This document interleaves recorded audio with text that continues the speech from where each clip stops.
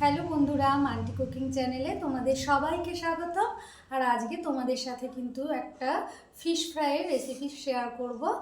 দেখো তোমাদের কীরকম লাগে। আর এটা কিন্তু বানানো খুব সহজ আর খেতেও খুব টেস্টি হয়। আর সব থেকে বড় কথা, এটার খরচা একদমই কম হবে। চলো,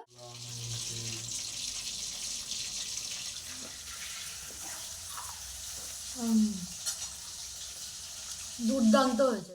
প্রথমেই কিন্তু তোমাদের মাছ কাটাটা দেখাবো। ফিশ ফ্রাইয়ের জন্যে লেজাটার কিছুটা অংশ বাদ দিয়ে দেব, আর পুরো মাছটাকে নেব, মোটা অংশটাকে নেব। আর মাছটার পেটের দিক থেকে আমরা কিন্তু কাটা শুরু করব।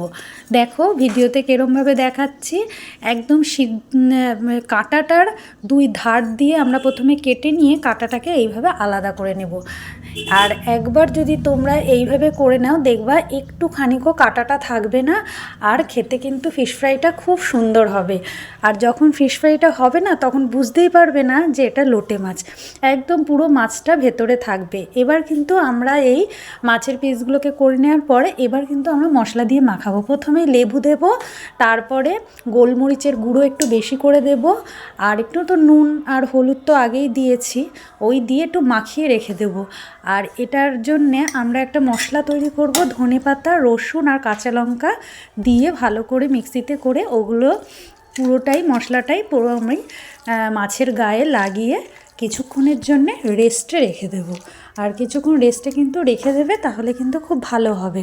আর বাড়তি যেই জলটা বেরোবে, সেই জলটাও কিন্তু আমাদের পরে কাজে লাগবে, ফেলবে না।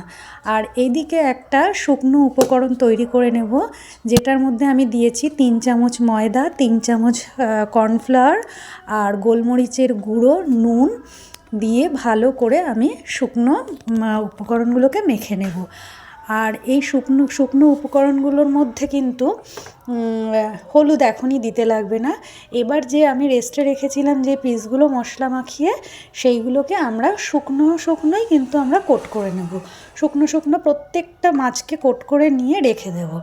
এটাও রেখে দিতে হবে, সঙ্গে সঙ্গে করলে হবে না, একটু রেখে দেবে এরকম কোট করে প্রত্যেকটা মাছকে। তারপরে আমরা যেই ময়দাটা বেঁচে থাকবে, সেটার সঙ্গে একটুখানি হলুদ, এবার একটু হলুদ দেব, আবার একটু গোলমরিচ দিলে দেবে তোমাদের প্রয়োজন অনুযায়ী। আর একটুখানি নুন দিয়ে আবার একটা পাতলা একদম একটা গোলা তৈরি করে রাখবে। আর এইদিকে দেখো, আমি কিন্তু আর একটা প্লেটে আমি বিস্কুটের গুঁড়োও নিতে পারো বা ব্রেড ক্রামও নিতে পারো। নিয়ে আমি যেইগুলো মাখিয়ে রেখেছিলাম, শুকনো উপকরণ দিয়ে মাখিয়ে রেখেছিলাম, সেই ফিশ ফ্রাইয়ের যেই ফিলেগুলো, সেইগুলোকে এবার কিন্তু আমি ব্রেড ক্রাম দিয়ে কোট করছি।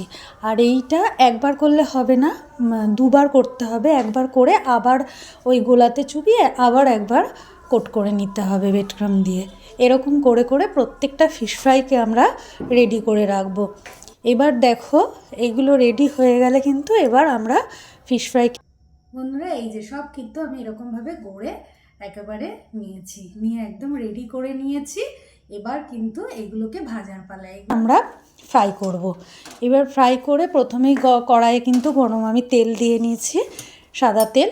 আর এবার ওগুলো আমরা একটা একটা করে ডিপ ফ্রাই করলেই কিন্তু আমাদের ফিশ ফ্রাই রেডি হয়ে যাবে। আর এই ফিশ ফ্রাইটা খেতে এত সুস্বাদু হয়, আর কম খরচে হয়ে যায়। সব থেকে বড় কথা, যখন ইচ্ছা কিন্তু তোমরা খেতেই পারো এটা করে। আর এই শীতকালে তো অনেকই লোটে মাছ পাওয়া যায়। লোটে মাছ এনে একবার অন্তত আমার কথা মতন এরকমভাবে করে দেখো, তোমাদের কিন্তু খুব ভালো লাগবে। একটার জায়গায় দুটো তিনটে খেলেও কিন্তু অসুবিধা হবে না, আর খুব সুস্বাদু হয়, খুব সুন্দর হয়। একবার তোমরা ট্রাই করো।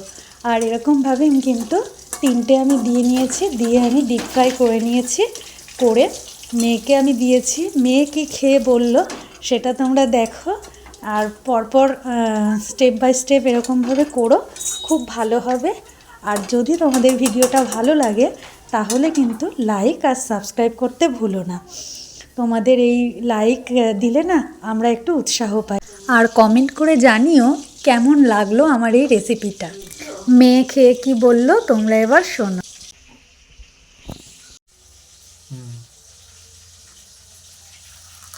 বোঝা যাচ্ছে না যে এটা লোটে মাছ দিয়ে ফিশ ফ্রাই করা হয়েছে। দারুণ।